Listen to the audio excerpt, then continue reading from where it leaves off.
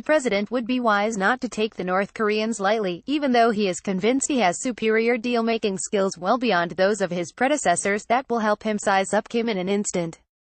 Former U.S. diplomats who have spent long days locked in negotiations with the North Koreans, habitually skilled and well-prepared interlocutors, say the discussions can be deeply frustrating and fraught with attempts by the isolated state to manipulate the process. Even now, many experts doubt assurances by South Korea and the U.S. that Kim really intends to talk about eliminating his nuclear weapons program and believe he may be bent instead on easing pressure on his impoverished state and retaining as much of his arsenal as possible.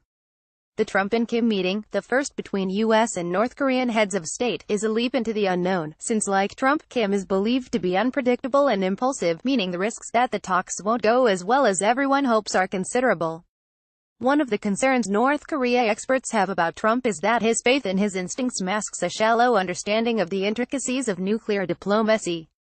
Kim, who is showing increasing strategic sophistication on the other hand, is likely to be sharply focused on the details since his nuclear arsenal is seen in Pyongyang as the guarantor of his dynastic rule. Trump said on Saturday he would know within seconds of the start of their talks in Singapore on Tuesday if the whole thing is going to work out. "The first minute I'll know, just my touch, my feel, that's what I do," Trump told reporters at the G7 summit in Canada. Earlier in the week, Trump said he didn't have to prepare very much for the meeting because it was all about attitude. Then on Friday, the former real estate tycoon insisted he had actually been preparing for his encounter with Kim all my life. Whether Trump is truly winging it or he just wants everyone to think so after days of quiet preparations is unclear.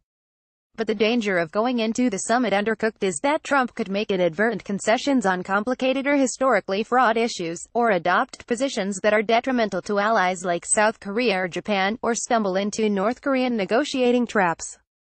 If the summit goes well, it is likely to lead to the kind of long-term diplomatic engagement with the North Koreans that is familiar from past presidencies that the current administration said it would not permit. It will require intense U.S. focus, endurance and attention to detail to achieve an accounting of Pyongyang's nuclear arsenal and its verifiable and irreversible termination.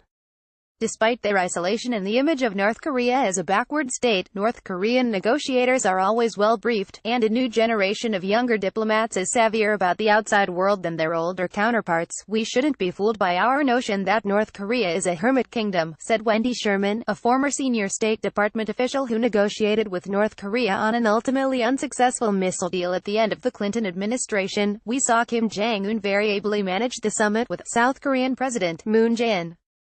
He is prepared. He will do his homework." Still, Trump does have one major advantage over U.S. officials who took part in failed previous negotiations with North Korea: he's getting to meet the man who is in charge. Evans Revere served as one of the State Department's top Asia experts and was often frustrated that his counterparts were unable to make the most crucial decisions. "So often we were dealing with people who were posturing, reading talking points, who were engaged in bluster, but at the end of the day, weren't really the people who could resolve the issues we were trying to resolve.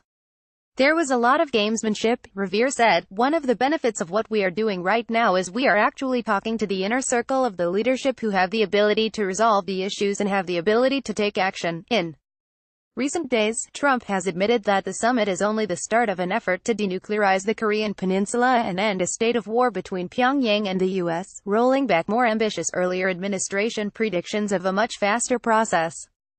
That means it could lead to a period of intense and exhausting negotiations with the North Koreans familiar from the Clinton, Bush and Obama administrations. Former senior U.S. diplomat Christopher Hill, who led negotiations with Pyongyang during the Bush years, described just how frustrating the process could get in his autobiography, Outpost. "Whether it is in their manual of negotiation or not, the North Koreans would have an annoying habit of agreeing to something, then coming back and not agreeing to what they had just agreed," Hill wrote. Revere, now with the Albright Stonebridge Group, a global strategic advisory firm, said that despite the North's isolation and the paranoia it sometimes causes, North Korean negotiating teams are sophisticated. Even if there are questions about whether they fully grasp all the intricacies of nuclear strategy, they have done their homework. "They are very skilled," he said.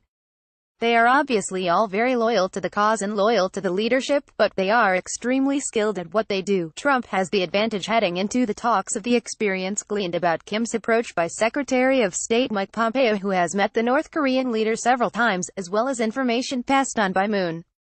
While Kim is often lampooned over his hairstyle, his style of dress and the rudimentary state of North Korea's civilian air fleet, he has demonstrated an impressive ability to consolidate power and to conduct an aggressive and strategic foreign policy since becoming supreme leader in 2011. His race to expand his nuclear arsenal and long-range missiles to deliver it may now have been replaced by a strategic choice to use that leverage to alleviate the severe economic situation in his country and its diplomatic isolation. He has managed to win the ultimate prize of a summit with an American president, a step neither of his two dynastic predecessors managed without offering any major concessions. Kim, who was educated in Switzerland, is likely to have a panoramic sense of his objectives, North Korea's nuclear program and the strategic picture in Northeast Asia, experts said. Diplomats who met his late father, Kim Jong-il, remember his understanding of the key issues, a trait his son appears to share. In a meeting with former Secretary of State Madeleine Albright, Kim was asked 14 critical questions about the North's missile program. Sherman said, Kim Jong-il went down that entire list.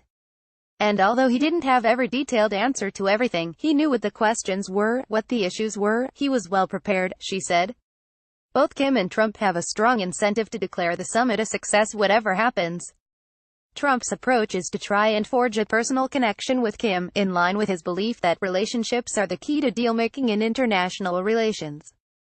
Critics have faulted the president for an overly conciliatory approach to the North Korean leader, who presides over the world's most oppressive state, where millions of people have died of hunger and which maintains a network of gulags and re-education camps.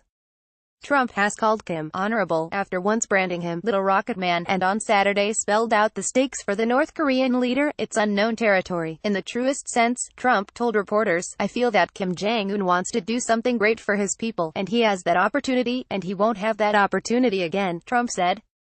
So, I really believe that he's going to do something very positive. In his speeches and actions, Kim has shown that he has a sense of his own position in history, though he has yet to publicly give any sign that he is willing to follow through on denuclearization. But Trump's gambit appears to be aimed at convincing Kim that more personal respect and recognition could follow if he commits to a serious negotiating process with Washington. If it works, Trump could be in reach of an achievement that has eluded all his predecessors and could define his foreign policy legacy.